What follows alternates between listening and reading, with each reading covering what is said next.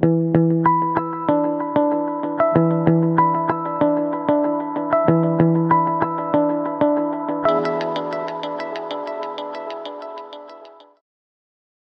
amoureuses et leurs enfants n'ont pas de visage. Elles ont tous les visages. Elles ont tous le visage de la légende qui proclame l'immuable vérité, les paroles du salut. Voici un poème de François Charon, poète, peintre, essayiste, enseignant.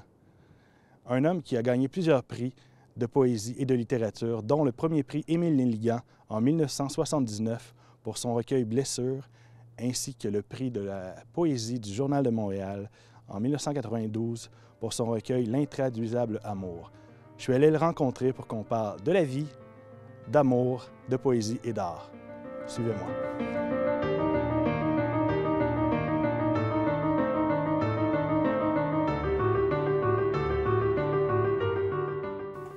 François Charon, comment définirais-tu l'art?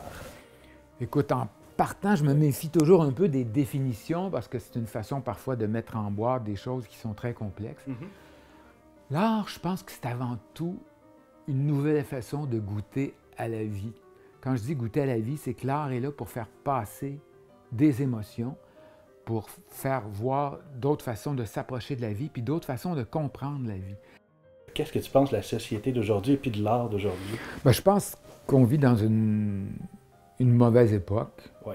Je crois qu'on vit une époque terrible, une époque où... D'austérité. D'austérité, puis une époque sur le plan mondial où la perversion du phénomène religieux ou spirituel donne lieu à une folie, la folie de l'extrémisme, la folie finalement du terrorisme. Et je crois qu'on n'a pas fini d'en parler, on n'a pas fini d'essayer de comprendre ce phénomène-là. Et je crois que ce qui explique en partie ce phénomène-là, c'est qu'on n'a pas su retrouver ou remplacer ce qui s'appelait les idéologies qui dominaient une époque, le nationalisme, l'idéologie socialiste. Toutes ces idéologies ont pris du vieux, quoi, ont avoué une certaine défaite, puis on a rejeté aussi en grande partie la religion comme étant un lieu d'aliénation, ce qui est vrai aussi que dans les années 50, 60, 70, la religion catholique, entre autres, était une religion intolérante par rapport à la différence, par rapport au plaisir.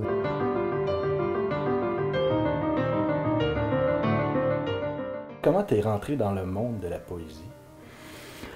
En fait, j'y suis rentré relativement jeune à cause de deux choses. Des professeurs, certains professeurs que j'ai eus qui étaient passionnés par leur matière. Je pense à un, par exemple, qui m'a fait découvrir certains poètes, dont Nelligan à l'époque, que je connaissais évidemment pas quand j'avais 13-14 ans. Et je pensais d'ailleurs que c'était un poète étranger parce que je trouvais ça tellement beau. On avait lu Soir d'hiver. Et puis Le Vaisseau d'or, puis je trouvais ça très beau. Je me disais, non, ça doit être un poète français ou étranger. Non, c'est un poète québécois. Qu'est-ce qui t'inspire? Écoute, il y a beaucoup de choses qui m'inspirent. En partant, il faut savoir, il faut le dire, la littérature, c'est un domaine qui est comme d'autres domaines, qui demande à être connu.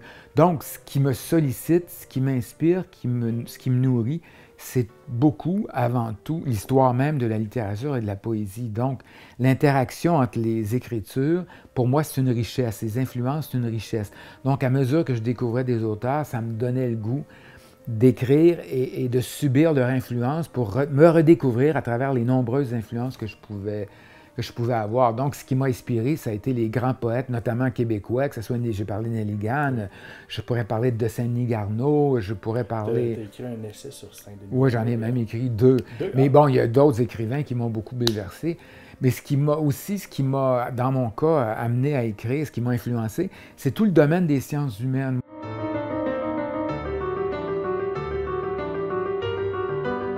François Charon, merci beaucoup. Merci beaucoup. C'est moi qui te remercie.